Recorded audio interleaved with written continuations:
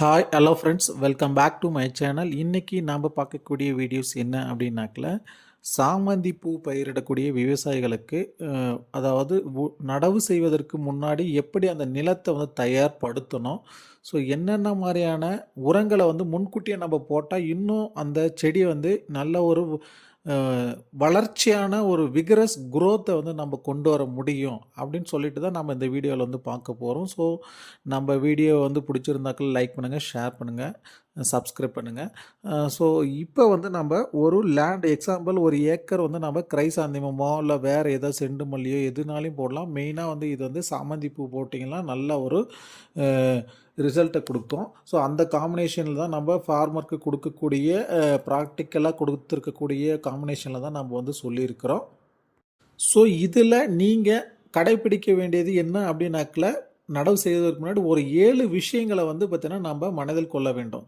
So இதெல்லாம் இருந்தாக்கில் நம்ம அந்த நிலம் வந்து நம்ம அந்த சாமந்தி பூ தயார் செய்வது பயிர் செய்கிறதுக்கு ஏற்ற நிலமாக வந்து இருக்கும்.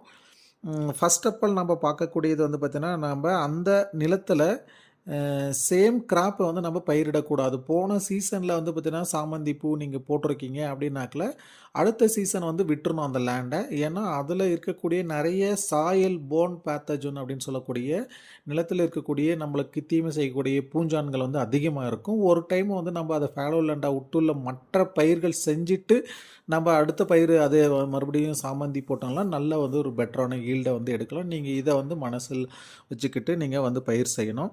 ஸோ ரெண்டாவது வந்து நம்ம சம்மர் ப்ளோயிங்னு சொல்லக்கூடிய கோடை உழவை வந்து பார்த்திங்கன்னா கண்டிப்பாக செஞ்சிங்கனாக்கில் அந்த மண் நல்ல ஒரு எந்த ஒரு பேத்தோஜன்ஸோ இல்லை லார்வாவோ அந்த தாக்குதல் இல்லாமல் ஒரு ரிச் சாயலை வந்து மாறுறதுக்கு நிறைய வந்து வேலை உதவி செய்யும் இந்த சம்மர் ப்ளோயிங். ஸோ இது வந்து ரெண்டாவது விஷயமும் வந்து நம்ம பார்க்கலாம்.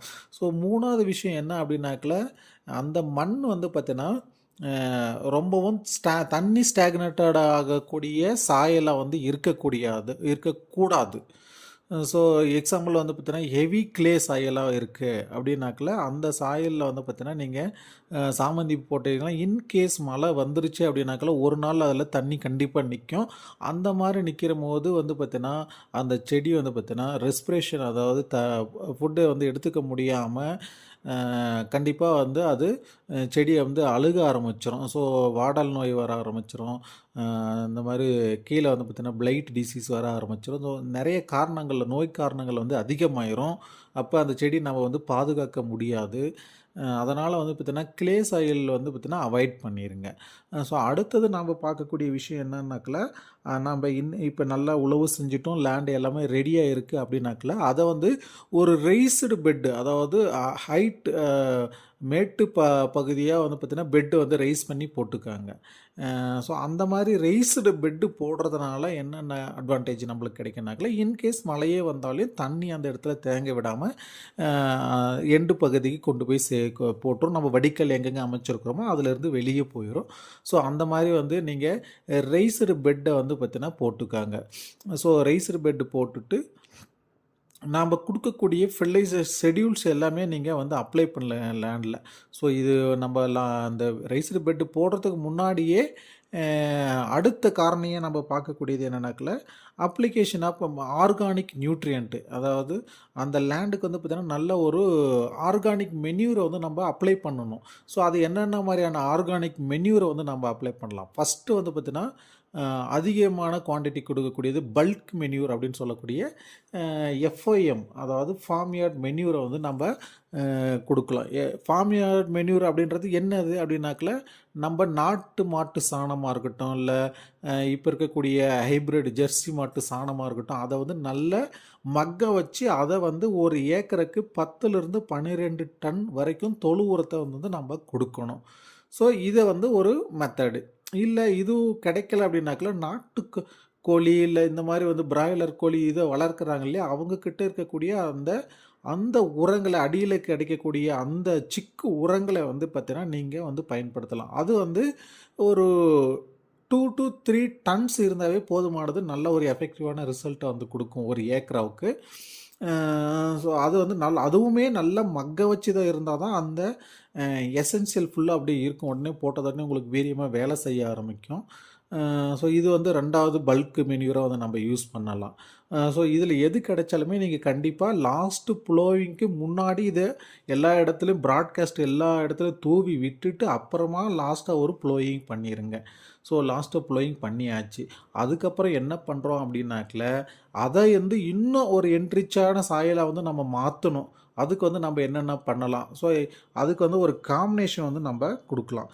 ஸோ அதில் நம்ம ஒரு தொழு உரம் நம்ம போட்டோம் இல்லைங்களா, அதுலேருந்து ஒரு 200 கிலோ வந்து பார்த்தீங்கன்னா எஃப்ஐஎம் வந்து தனியாக எடுத்து வச்சுக்காங்க. ஒரு 200 கிலோ எஃப்ஐஎம் நல்ல பவுடர் ஃபார்ம் பண்ணி அதை எடுத்து தனியாக வச்சுக்காங்க. ஸோ அது கூட வந்து பார்த்திங்கன்னா நம்ம சில வந்து நம்ம எல்லாம் வந்து பார்த்திங்கன்னா அந்த காம்பினேஷன் வந்து ஆட் பண்ணலாம். ஸோ ஃபஸ்ட்டு வந்து பார்த்திங்கன்னா நம்ம இந்த எஃப்ஐஎம் வந்து நம்ம எதுக்காக யூஸ் பண்ணுறோம், எஃப்ஐஎம்லேயுமே வந்து பார்த்திங்கன்னா என்பிகே கண்டென்ட் வந்து இருக்குது. ஸோ அதை வந்து பார்த்திங்கன்னா அது மட்டும் இல்லாமல் நம்மளுக்கு நிறைய பெனிஃபிட்ஸை கொடுக்கக்கூடியது தான் இந்த எஃப்ஐஎம். சாயலோட ஹெல்த்தை வந்து இன்க்ரீஸ் பண்ணுறதுக்காகவும், ஆர்கானிக் மேட்டர் கண்டென்ட் வந்து சாயலில் அதிகம் பண்ணுறதுக்காகவும், மைக்ரோபியல் பாப்புலேஷன் வந்து அதிகம் பண்ணுறதுக்காகவும் தான் இந்த எஃப்ஐஎம் நம்ம பல்க் குவான்டிட்டியில் அப்ளை பண்ணுறோம் பேஸலாக. ஸோ அதை வந்து நம்ம ஒரு 200 கிலோ எடுத்து வச்சுக்கணும். அது கூட வந்து பார்த்திங்கன்னா நம்ம சூடோமோனாஸ் வந்து பார்த்திங்கன்னா நம்ம ஒரு 2 கிலோ வந்து எடுத்துக்கலாம். ஸோ இந்த சூடோமோனாஸ் வந்து எதுக்காக வேலை செய்யுது அப்படின்னாக்கல, நம்ம அக்ரிகல்ச்சரில் மல்டிப்புள் ஆக்டிவிட்டி செய்யக்கூடியது அந்த சூடோமோனாஸ். பிளான்ட் க்ரோத் ப்ரொமோட்டிங் ரைசோபாக்டீரியா அப்படின்னு நம்ம சொல்லலாம். இது ஒரு பாக்டீரியம் தான். ஸோ பிளான்ட் க்ரோத் ரைசோபியம் பாக்டீரியான்னு நம்ம சொல்லலாம். அது மட்டும் இல்லாமல் நோய் தாக்குதலை வந்து கண்ட்ரோல் பண்ணுறதுக்கு இந்த சூடோமோனாஸ் வந்து மிக முக்கியமாக யூஸ் ஆகுது. ஸோ இதில் வந்து பார்த்திங்கன்னா நிறைய ஸ்பீசிஸ் வந்து கிடைக்கும். சூடோமோனாஸ் ஃப்ளோரசன்ஸ் அப்படின்னு நம்ம சொல்லலாம். அது மட்டும் இல்லாமல் இன்னொரு நிறைய வந்து பார்த்திங்கன்னா பெனிஃபிஷியல் ஸ்பீசிஸ் வந்து இருக்குது. சூடோமோனாஸ் புட்டிகா இருக்குது. அதே மாதிரி சூடோமோனாஸ் ஆர்ஜினோசா அப்படின்னு சொல்லிட்டு ஒரு ஸ்பீசிஸ் இருக்குது. ஸோ இது எல்லாமே வந்து பார்த்திங்கன்னா நம்மளுக்கு பெனிஃபிட் செய்யக்கூடிய ஒரு பாக்டீரியம் தான். ஸோ இதை வந்து பார்த்திங்கன்னா ஒரு ஏக்கராவுக்கு 2 கிலோ அளவுக்கு வந்து பார்த்திங்கன்னா நீங்கள் அப்ளை பண்ணலாம். ஸோ இதை வந்து அந்த நம்ம எடுத்து வச்சுருக்கக்கூடிய 200 கிலோ எஃப்ஐஎம்மோட மிக்ஸ் பண்ணிக்காங்க. நல்லா மிக்ஸ் பண்ணி வச்சுருங்க. ஸோ அடுத்தது நாம் அப்ளை பண்ணக்கூடிய விஷயம் என்னன்னாக்கில் ட்ரைகோடெர்மா விரிடி, வேம் இந்த மாதிரி போடலாம். ஸோ வேம் வந்து என்ன பெனிஃபிட் வந்து நம்மளுக்கு கொடுக்கும் அப்படின்னாக்கல, நம்மளுக்கு வேம்ன்றது வெசிகுலார் அர்பசிகுலார் மைக்ரோரெசே அப்படின்னு சொல்லக்கூடிய இது ஒரு வகையான ஃபங்கை. ஸோ இந்த வேம் வந்து பார்த்திங்கன்னா நம்ம ரூட் ஜோனில் எல்லாம் வந்து பார்த்திங்கன்னா வேர் பகுதிகளில் எல்லாத்துலேயுமே வந்து பார்த்திங்கன்னா அந்த பாஸ்பரஸ் ஃபிக்சேஷனை வந்து அதிகம் பண்ணி கொடுக்கும். ஸோ அதே மாதிரி இது வந்து சிம்பயாட்டிக் ரிலேஷன்ஷிப் அப்படின்னு சொல்லுவாங்க. ஸோ இது டிசீஸ் கண்ட்ரோலுக்கும் வந்து பார்த்தீங்கன்னா இது நல்லாயிருக்கும், நியூட்ரிஷன் அப்டேஷனுக்கும் நல்லாயிருக்கும். ஸோ இனிஷியலாக நம்ம இதை போடுற போது என்ன பண்ணும் அப்படின்னாக்கல, கீழே இருக்கக்கூடிய நியூட்ரிஷன் வந்து பார்த்தீங்கன்னா செடிக்கு எடுத்து கொடுக்கக்கூடிய வேலையை வந்து செய்யும். அதே மாதிரி ஒரு பிளான்ட் வந்து ஸ்ட்ரெஸ்ஸில் இருக்குது, ஸோ எக்ஸஸான ஸ்ட்ரெஸ், வாட்டர் ஸ்ட்ரெஸ்ஸு, ட்ரவுட் ஸ்ட்ரெஸ்ஸில் இருக்குது அப்படின்னாலுமே அந்த செடியை வந்து பார்த்தீங்கன்னா அந்த ஸ்ட்ரெஸ்லேருந்து ரிலீஸ் பண்ணி ஒரு நல்ல ஒரு பூஸ்டப்பாக கொடுக்கக்கூடியது தான் இந்த வேம். ஸோ இது வந்து எவ்வளோ நம்ம அப்ளை பண்ணலாம் அப்படின்னாக்கல 5 kg வந்து இதை வந்து எடுத்துக்காங்க. ஸோ இதுவும் ஆட் பண்ணியாச்சு, வேம் ஆட் பண்ணியாச்சு, சூடோமோனாஸ் ஆட் பண்ணியாச்சு. ஸோ நம்ம அடுத்தது வந்து நம்ம ட்ரைகோடெர்மா அப்படின்ற ஒரு இதுவுமே வந்து நம்ம ஆட் பண்ணிடலாம். ஸோ ட்ரைகோடெர்மா வந்து பார்த்திங்கன்னா இதுவுமே வந்து பார்த்திங்கன்னா ஒரு வகையான நம்மளுக்கு நன்மை செய்யக்கூடிய ஒரு பெனிஃபிஷியல் மைக்ரோ ஆர்கானிசமாக தான் இருக்குது. ஸோ அதுவுமே வந்து பார்த்திங்கன்னா ட்ரைகோடெர்மாவும் நம்ம வந்து ஒரு 2 kg வந்து பார்த்திங்கன்னா அது கூட மிக்ஸ் பண்ணி வச்சுக்கலாம். ஸோ அடுத்தது நம்ம இது கூட ஆட் பண்ணுறது வந்து பார்த்திங்கன்னா யூமிக் பவுடர் ஃபார்மில் இருக்கக்கூடியதை வந்து பார்த்திங்கன்னா ஒரு 2 கிலோ நீங்கள் அது கூட ஆட் பண்ணிக்கலாம். ஸோ இந்த யூமிக் பவுடர் வந்து என்ன மாதிரியான வேலை செய்யும், ஸோ நிறைய வீடியோ நம்ம வந்து போட்டிருக்கோம். இது வந்து பார்த்திங்கன்னா கீழே இருக்கக்கூடிய நியூட்ரிஷன் வந்து பார்த்தீங்கன்னா கம்போஸ்ட் பண்ணி செடிக்கு உடனே எடுத்து கொடுக்கக்கூடிய வேலையை செய்யும். நல்லா வந்து பார்த்தீங்கன்னா ரூட் க்ரோத்தை வந்து பார்த்தீங்கன்னா இன்டியூஸ் பண்ணும். அது மட்டும் இல்லாமல் வந்து பார்த்தீங்கன்னா நிறைய ஹார்மோன்ஸ், பிளான்ட் ஹார்மோன்ஸை வந்து பார்த்தீங்கன்னா செக்ரிகேட் பண்ணுறதுக்கு இது வந்து யூஸ்ஃபுல்லாக இருக்கும். ஸோ இந்த மாதிரி வேலையை செய்யக்கூடியது இந்த யூமிக். ஸோ அதனால் நம்ம இதை வந்து பேஸிலாகவே நம்ம கொடுத்துடலாம். ஸோ பேஸில் கொடுக்குறபோது ஸ்லோ ரிலீஸிங்காக வந்து வேலை செஞ்சுட்டு இருக்கோம். அதனால் நம்ம இதவும் ஒரு 2 kg அளவுக்கு வந்து பார்த்திங்கன்னா நம்ம அது அந்த எஃப்ஐஎம் காம்பினேஷனோட நம்ம இதை வந்து ஆட் பண்ணிக்கிறோம். ஸோ அடுத்தது நம்ம ஆட் பண்ணக்கூடிய விஷயம் என்னன்னாக்கல அதாவது இது எல்லாமே வந்து ஆர்கானிக்காக இப்போ நம்ம கொடுத்துருக்குறோம். இப்போ வந்து பார்த்தீங்கன்னா இன்ஆர்கானிக் ஃபங்கிசைடுன்னு சொல்லக்கூடிய கார்பன்டெசிம்.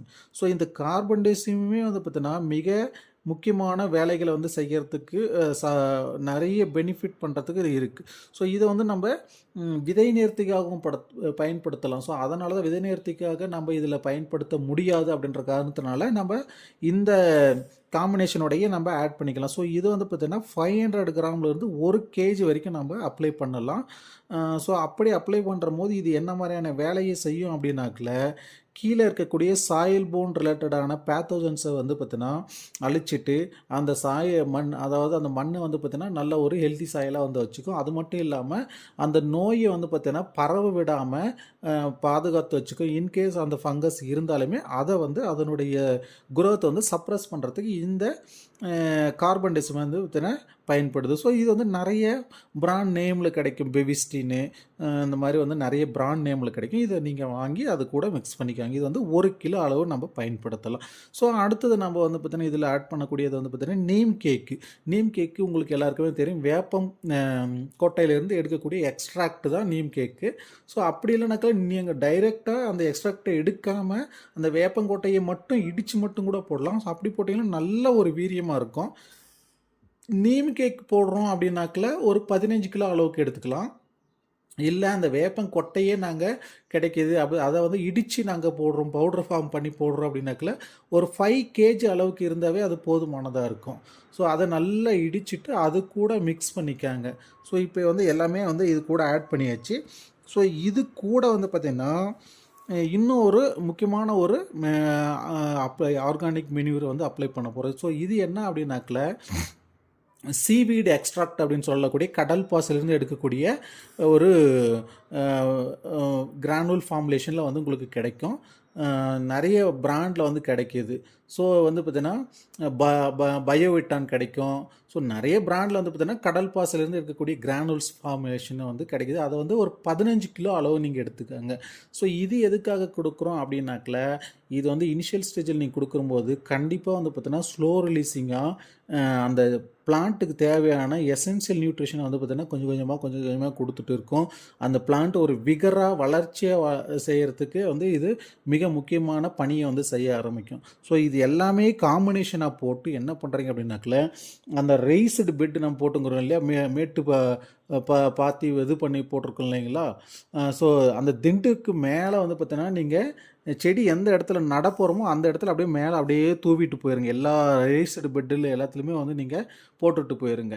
ஸோ அதுக்கப்புறம் வந்து பார்த்தீங்கன்னா நீங்கள் மல்ச்சிங் ஷீட்டு போடுறதா இருந்தாலும் மல்ச்சிங் ஷீட்டு போடலாம். இல்லை டைரெக்டாக பிளான்டிங் பண்ணுறதுனாலும் பிளான்டிங் பண்ணலாம், ட்ரிப்பு போட்டுட்டு. ஸோ இல்லை அப்படின்னா வாய்க்கால் பாசனம் மூலிமா தான் நான் கொடுக்குறோம் அப்படின்னாக்கல எந்த இடத்துல அந்த நடவு பண்ண போகிறீங்களோ அந்த லைனுக்கு நேர்நேராக இதை வந்து பார்த்தீங்கன்னா நீங்கள் தூவி விட்டுட்டு நீங்கள் அதுக்கப்புறம் நடவு செய்யலாம். ஸோ இந்த மாதிரி வந்து பார்த்தீங்கன்னா காம்பினேஷன் போட்டு நட்டு பாருங்கள். அந்த செடி வந்து பார்த்தீங்கன்னா நல்ல ஒரு க்ரோத் வரும். பெட்டர் வந்து என்ன கேட்டாக்கில் மல்ச்சிங் ஷீட்டு போட்டு ட்ரிப்பு போட்டு நீங்கள் பிளான்டிங் பண்ணுறதுக்கு முன்னாடி இதை போட்டுட்டு பிளான்டிங் பண்ணிங்கனாக்கில் நல்ல ஒரு சூப்பரான வந்து ஈல்டு எடுக்கலாம். ஸோ டிஏபி வந்து நம்ம எவ்வளோ அப்படின்னு நம்ம சொல்லலை. டிஏபி வந்து 50 கேஜி வந்து எடுத்துக்காங்க. ஸோ 50 கேஜி டிஏபி இது எல்லாமே காம்பினேஷன் போட்டு நீங்கள் அப்ளை பண்ணி பாருங்கள். நல்ல ஒரு பெட்டரான ரிசல்ட்டு, நல்ல ஒரு வளர்ச்சி. ஸ்டார்டிங்லேயே அந்த செடி நல்ல ஒரு வீரியமாக வரும். அப்படி வீரியமாக வரும்போது என்ன பண்ணும், அந்த செடி எந்த ஒரு நோய் தாக்குதலோ பூச்சி தாக்குதலோ இல்லாமல் விக்ரஸ் குரோத்தாக வந்து வர ஆரம்பிக்கும். ஸோ இதை வந்து கண்டிப்பாக வந்து ஃபாலோ பண்ணி பாருங்கள். நல்ல ஒரு ஈல்டை வந்து நம்ம பூச்செடியில் எடுக்க முடியும். அதே மாதிரி ப்ராடாக அந்த செடி வந்து ஸ்டார்டிங்லேயே நிறைய பிரான்ச்சஸை விட்டு வளர்கிறதுக்கான வாய்ப்புகள் இருக்கும். சரிங்களா? Thank you friends.